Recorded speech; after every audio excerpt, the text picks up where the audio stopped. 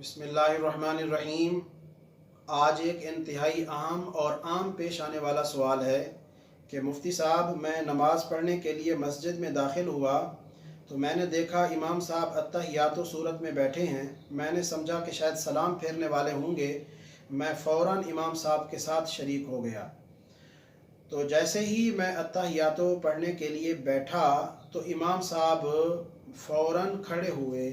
तो क्या अब मुझे खड़ा हो जाना चाहिए था या फिर तशहुद पढ़ने के बाद खड़ा होना चाहिए था?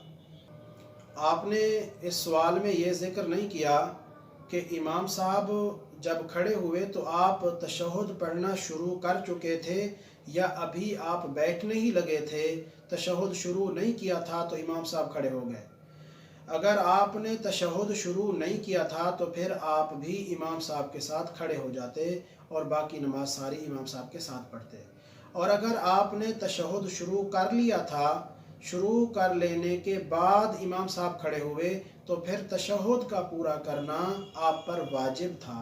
आपने अगर तशहुद पूरा किया और उसके बाद आप खड़े हुए तो आपकी नमाज ठीक है। लेकिन अगर आपने तशहुद नहीं पढ़ा और इमाम साहब के साथ खड़े हो गए तो फिर आपकी नमाज नहीं होगी, क्योंकि तशहुद पढ़ना जब आपने शुरू कर लिया तो उसका मुकम्मल करना आप पर वाजिब था। अगर आपने वो वाजिब अदा कर लिया तो आपकी नमाज हो गई, वरना नमाज नहीं हुई। अल्लाह रब्बुल इज़्ज़त हम सब को मसाइल दीनिया सीखने की और उन पर अमल करने की तौफीक अता